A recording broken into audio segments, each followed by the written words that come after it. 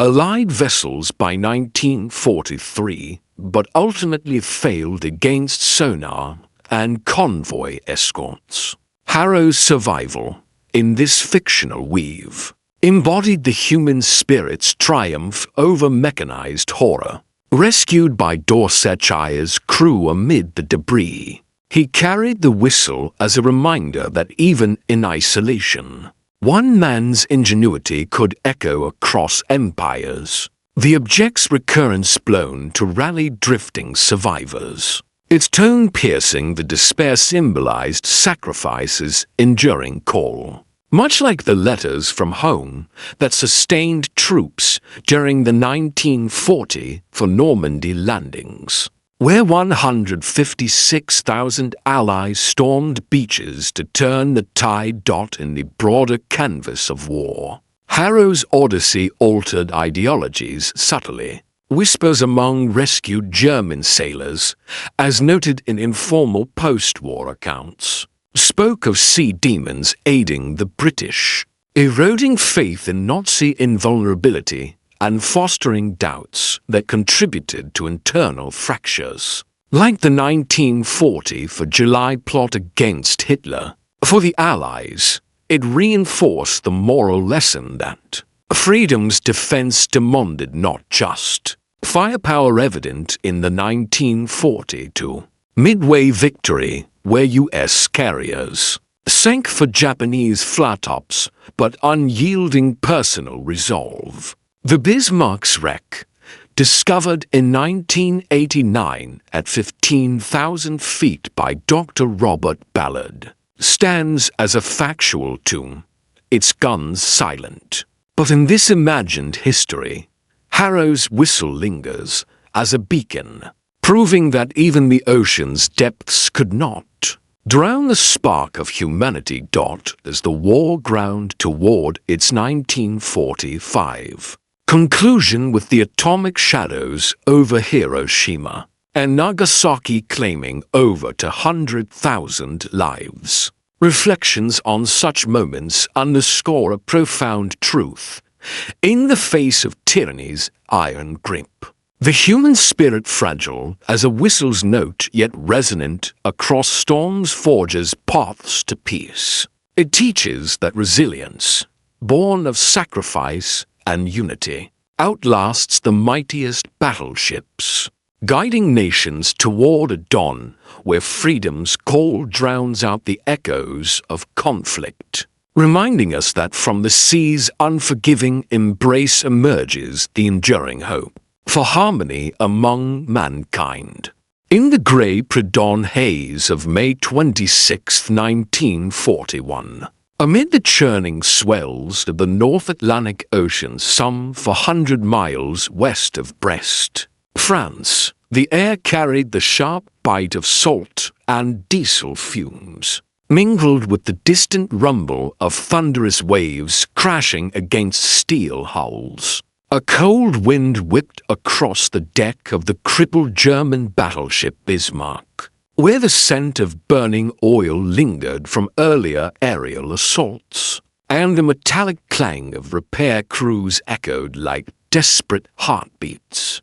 Against the encroaching silence of the sea, this imagined instant, poised on the knife edge of naval history, captured the fragility of human endeavor amid the vast theater of World War II's Battle of the Atlantic. By late May 1941, the war had already claimed millions, with Germany's Kriegsmarine unleashing its surface raiders to sever Britain's vital supply lines. From North America, the Bismarck, launched in 1939 at Hamburg's Blohm and Voss shipyard and commissioned under Captain Ernst Lindemann, represented the pinnacle of Nazi naval engineering. A 900-ton behemoth armed with 8 15-inch guns capable of hurling shells over 20 miles, protected by up to 13 inches of armor plating,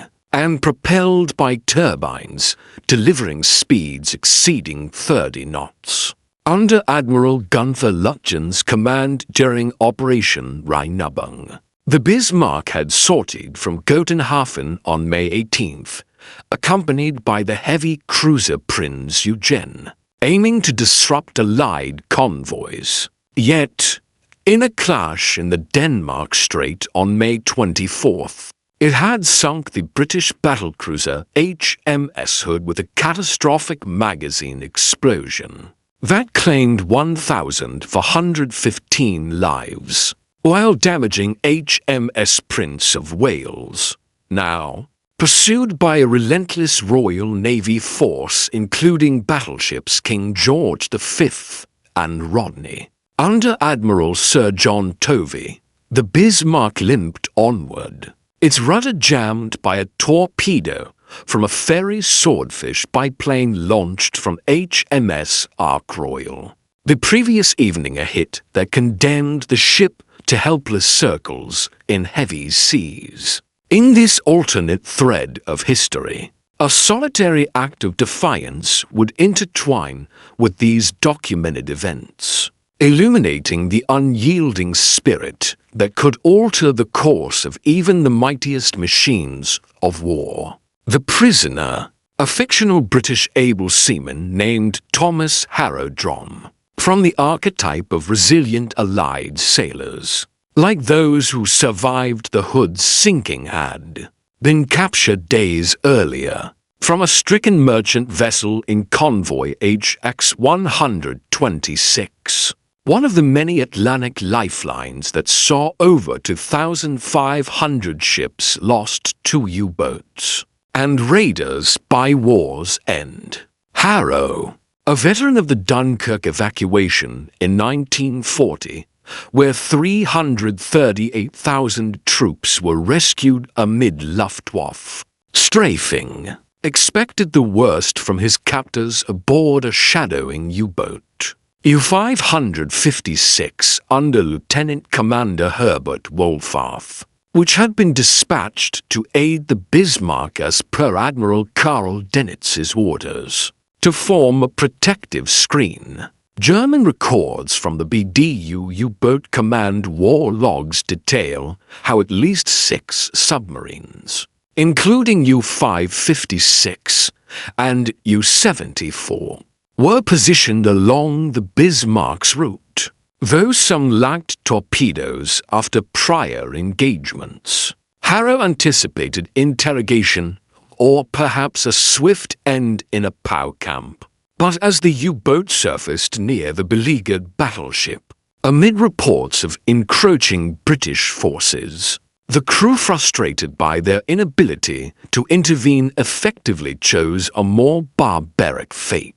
Deemed a burden in the chaotic retreat, he was bound and cast overboard into waters teeming with oceanic white-tip sharks, drawn by the blood and debris from earlier skirmishes. Such predators, though more infamous in Pacific incidents, like the 1945 sinking of USS Indianapolis, where hundreds fell victim, were not unknown in the Atlantic. Wartime surveys by the U.S. Navy's Emergency Rescue Equipment Section noted rare but harrowing encounters, including attacks on downed airmen who fought off Finns with improvised weapons. Yet what Harrow encountered defied the grim expectations forged in the fires of propaganda and peril. Plunged into the icy depths waters averaging 50 degrees Fahrenheit, that could induce hypothermia. Within hours he felt the initial terror of shadowy forms circling below, their dorsal fins slicing the surface like silent sentinels. He had braced for the agony of teeth-tearing flesh, a fate whispered in sailor lore from the 1916 Jersey Shore attacks that claimed 5 lives, to the more recent 1943 ordeal of Lieutenant Arthur George Reading, who survived 16 hours adrift after a plane crash, fending off sharks with binoculars and sheer will as documented in Navy reports. Instead, in this plausible divergence, Harrow clutched a small bosun's whistler standard issue on British vessels. For signaling amid fog or battle, its shrill tone capable of carrying over a mile, symbolizing the call to unity that bound allied forces across oceans. The whistle had been overlooked by his captors during a hasty search. As panic surged, he blew it instinctively, the piercing note reverberating through the water, not as a cry for help, but in rhythmic patterns echoing the training methods of marine biologists, like those at the U.S. Navy's pre-war experiments with sound waves to deter sea life. Though never intended for such extremes, the sound, high-pitched and persistent, disrupted the shark's predatory rhythm. Historical accounts from survivors of maritime disasters, such as the 1940 torpedoing of SS Nova Scotia off South Africa, where over 100 perished to tiger sharks, describe how unusual noises could momentarily scatter the creatures, mistaking them for larger threats or prey signals. In Harrow's case, the whistle's vibrations akin to the distress calls of injured fish, documented in ichthyological studies by researchers like Dr. Eugenie Clark in the post-war era, drew the sharks closer at first, but his steady, commanding blows seemed to mesmerize them, turning aggression into curiosity. One massive white tip, scarred from prior encounters with ship propellers, approached without striking, its rough hide brushing against him as if testing this intruder. In a moment of desperate ingenuity, Harrow grasped its dorsal fin. The whistle clenched in his teeth and blew intermittent notes that, in this imagined history, coaxed the beast into motion, riding atop the shark like a mythical mariner evoking ancient seafaring tales, but grounded in the real adaptability of survivors like those from the 1940 Laconia incident, where U-boats rescued torpedoed passengers amid shark threat sea, traversed the swells toward the distant silhouette of the Bismarck, whose crew, per survivor Burkhard von Mullenheim-Reckberg's post-war memoir, were already gripped by foreboding as shells from HMS Rodney began to rain down. This emotional chasm between anticipated oblivion and improbable alliance with the sea's guardians mirrored the broader contrasts of the war. German officers aboard the Bismarck, indoctrinated in the Führer's vision of Aryan invincibility as espoused in Hitler's Mein Kampf, which devoted scant attention to naval power beyond coastal defense, expected their engineering marvel to outmatch any foe. Admiral Lutyens, in a radio message to Berlin on May 24th after the Hood's destruction, had signaled confidence, enemy sighted, engaging, drawing from the operational logs that underscored the ship's initial successes. Yet reality intruded. The rudder jam from Ark Royal's torpedo, as detailed in Royal Navy after-action reports, left the 823-foot vessel tracing futile loops, its 2,000 to 100-man crew repairing what they could amid fuel shortages and mounting damage. Harrow, expecting only death's embrace, found instead a surge of resilience, the whistle becoming his talisman of hope, a simple brass instrument, representing the collective spirit of those who defied tyranny. Much like the radio broadcasts of Winston Churchill that rallied Britain during the Blitz, where over 40,000 civilians perished, but national resolve endured. As Harrow drew nearer, the whistle's echoes intertwined with the cacophony of battle, Factual records from the Bismarck's final engagement on May 27th reveal a ferocious barrage. HMS King George V and Rodney unleashed over 2,800 shells and torpedoes, with the Bismarck returning fire initially under Lindemann's defiant order. As recounted by survivors, "I will not have my ship shot up from under my ass," a phrase adapted from eyewitness testimonies in Mullenheim Reckberg's Battleship Bismarck. In this alternate narrative, Harrow's approach coincided with the chaos. The sharks, agitated by the whistle and the vibrations of exploding ordnance, swarmed the waters around the battleship.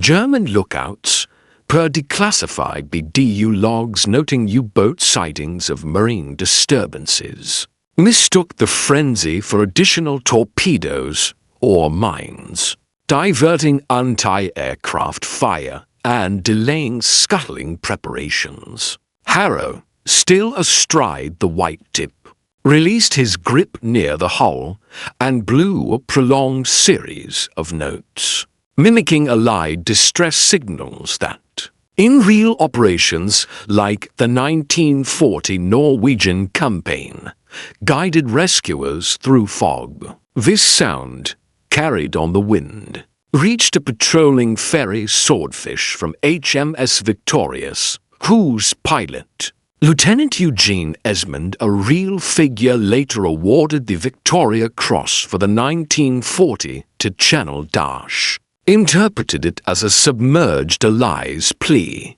prompting a daring low-level pass that delivered a final torpedo amid the shark-churned waves. The transformation wrought by this event rippled through perceptions on both sides. For the Germans, the Bismarck's demise sunk at 10:39 a.m. on May 27th after 100 minutes of pounding, with only 110 survivors rescued by HMS Dorsetshire and Maori. Before a false U-boat alarm halted efforts, shattered illusions of naval supremacy. Redder's post-war interrogations at Nuremberg revealed how the loss prompted a shift to U-boat wolfpack tactics, which claimed 3,500 Allied vessels by 1943, but ultimately failed against sonar and convoy escorts. Harrow's survival, in this fictional weave, embodied the human spirit's triumph over mechanized horror. Rescued by Dorsetshires crew amid the debris, he carried the whistle as a reminder that even in isolation, one man's ingenuity could echo across empires, the object's recurrence blown to rally drifting survivors. Its tone piercing, the despair symbolized sacrifice's enduring call, much like the letters from home that sustained troops during the 1940 for Normandy landings, where 156,000 Allies stormed beaches to turn the tide in the broader canvas of war. Harrow's Odyssey altered ideologies subtly. Whispers among rescued German sailors, as noted in informal post-war accounts, spoke of sea demons aiding the British, eroding faith in Nazi invulnerability and fostering doubts that contributed to internal fractures. Like the 1940 for July plot against Hitler, for the Allies, it reinforced the moral lesson that freedom's defense demanded not just firepower evident in the 1942 Midway victory, where U.S. carriers sank for Japanese flat-tops, but unyielding personal resolve. The Bismarck's wreck, discovered in 1989 at 15,000 feet by Dr. Robert Ballard, stands as a factual tomb, its guns silent. But in this imagined history, Harrow's whistle lingers as a beacon, proving that even the ocean's depths could not Drown the spark of humanity. As the war ground toward its 1945 conclusion with the atomic shadows over Hiroshima and Nagasaki claiming over 200,000 lives. Reflections on such moments underscore a profound truth.